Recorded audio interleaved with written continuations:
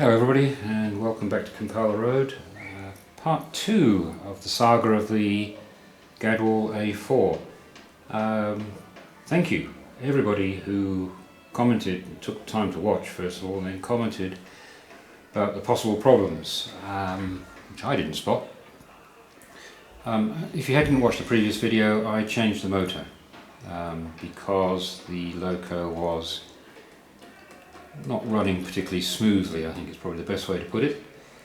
That did not improve the situation, and I've had a lot of comments about the gubbins in here.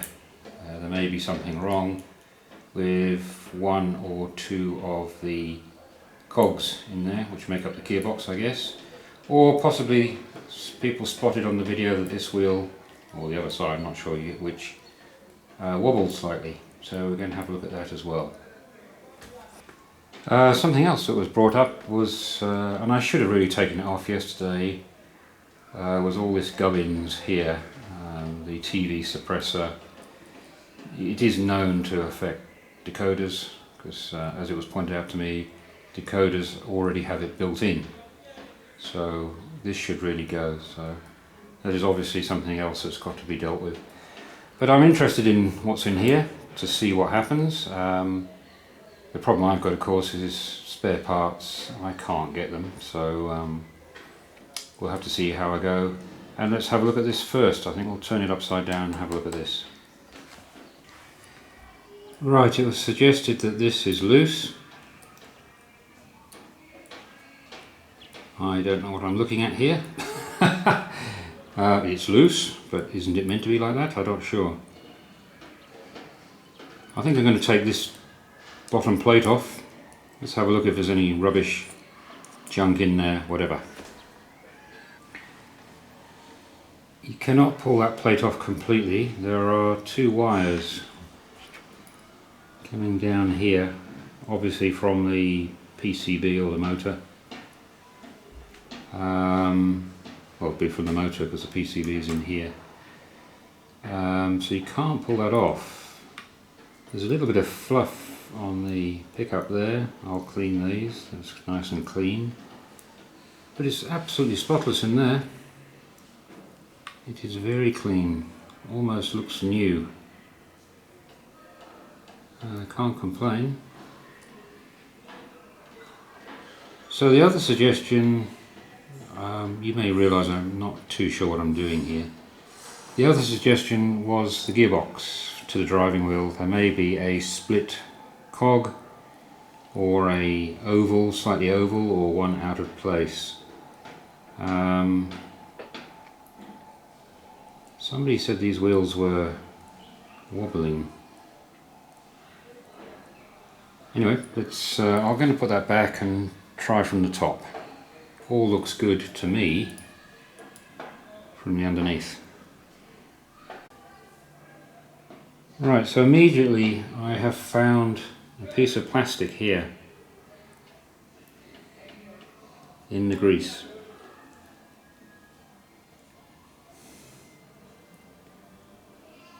I'm shining a torch on it so you can see it. That makes it even worse actually. So what is that? That was on the cog itself, right there.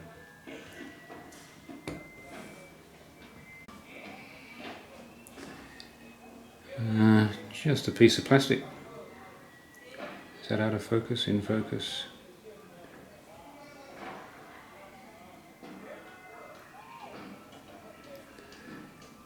Anyway, I'm going to take the motor out and let's have a look at those cogs. Alright, let's have a look. You will notice that Paxo is very quiet. That's because it's early afternoon. He's probably having a snooze, ready to wake everybody up later on. Well, it's very greasy in there. Clean it off and have a look.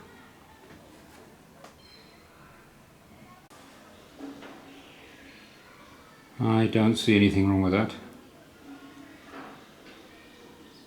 Trying to get in the light so you guys can see it.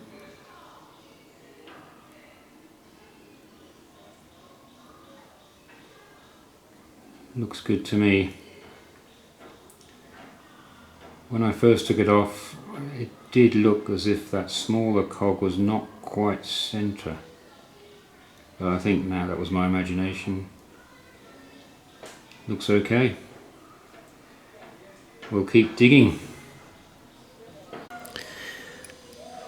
Right, while I'm putting it together, I manually turn the worm just to make sure everything's connected. And I notice this pin, whatever, want of a better word, I don't know what it's called, shaft. As the cogs turn, it's rising up and down, which surely can't be right. This is the pin that is connected to this cog. This cog is connected to the drive wheels. Let me see if I can do it. You can't see, I can see on the... It is very, very difficult to try and demonstrate. Now, it's rising up and down as the wheel goes round. So, is that the problem? Is there something wrong with this drive wheel and the cog or whatever that is situated on the axle? I hope I was clear on that. I have no idea what I'm talking about, but right, I've actually, after noticing that it was moving up and down, have been in contact with an online friend of mine, Kevin at Elmwood Junction. He has had similar problems with a number of his locos and recognises the issue, and the only way of fixing it is to replace these two gears. There is a problem with this gear. It looks to the eye okay, but he has had the similar problem, changed the gears and sorted the problem out. So I have to order these two, and he sent me the product number, the Hornby product number, from somebody like Peter's Spares or something like that. So that's it. That appears to be the issue, I hope. So I'm a month or 6 weeks away now from fixing this loco, but I hope this has been of help to other people who have indicated to me on the comments from the part 1 of this that they have similar issues. Delve down, it's not hard, it just pulls apart, it's not very difficult. As long as you note down how to do it in reverse, you're okay. So yeah, hopefully that's a help. So I'll put it back together and just see whether disturbing it like this has helped. But if not, then she'll be taken out of service until I can fix her. I'll have to bring out a retirement Kestrel. She was a ring-fill drive locomotive. I've changed that. She's now a loco drive engine with this inside, but working much better. Okay, so from Kampala Road in Uganda, again, thank you very much everybody for all the suggestions and help, and in return I hope this has helped some people. Cheers for now.